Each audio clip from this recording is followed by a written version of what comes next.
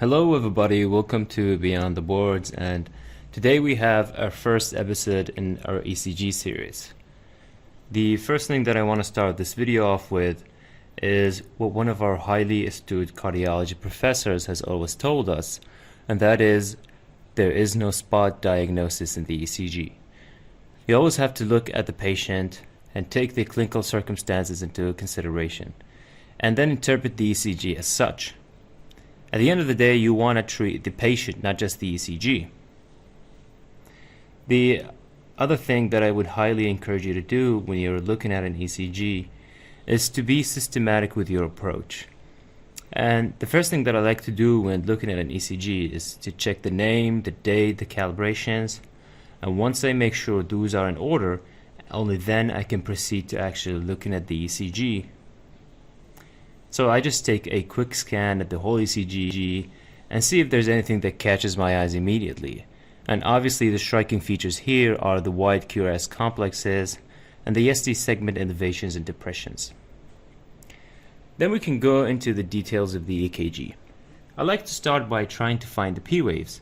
So we can clearly see the P waves in lead V5. And then I'd like to assess the shape and the size of the P waves. So in terms of the shape of it, the P waves should be upright in the majority of leads and negative in lead AVR and biphasic in lead V1, as is the case right here. The size of the P wave here is about 1 millimeter in both height and width, which is considered to be normal. This is important because P waves that are large may actually indicate atrial enlargement.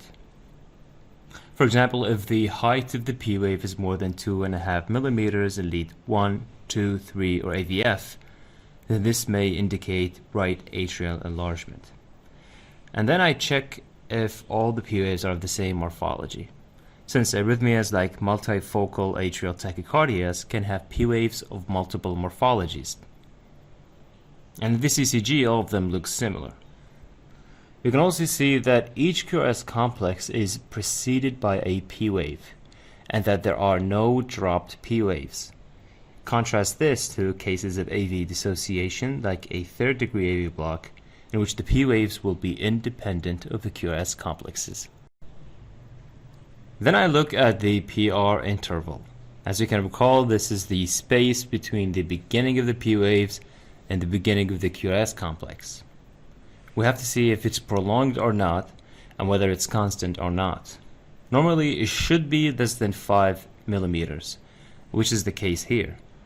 If the PR interval is prolonged, this can be seen in the setting of a first-degree AV block.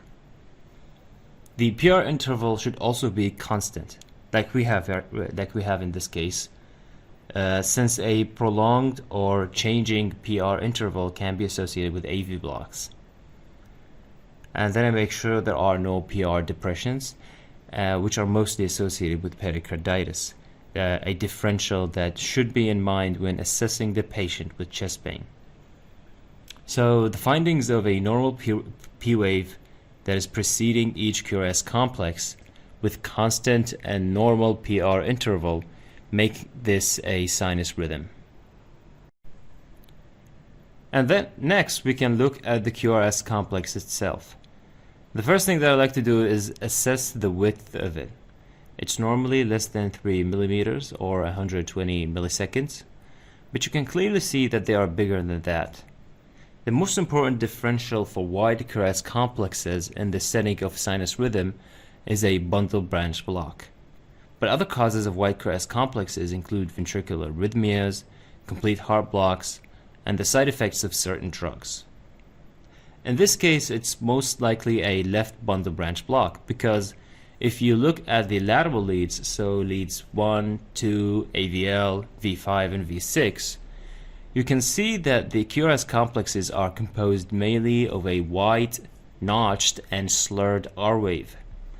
That is the M shape that is usually described in left bundle branch blocks, and it's very clearly seen here in lead V5.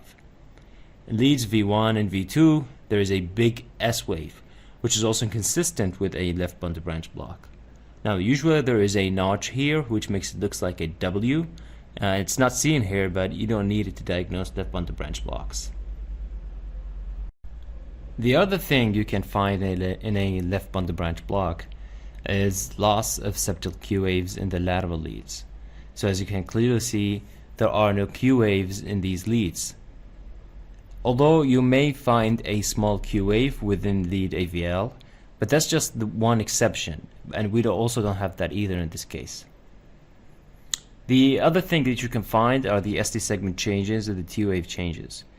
Now these are considered to be part of the left bundle branch block, and these are considered appropriate discordant changes.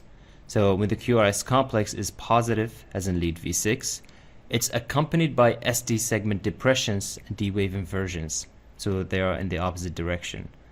And when the QRS complex is negative, most clearly seen in lead V2, there is an associated ST elevation and upright T waves.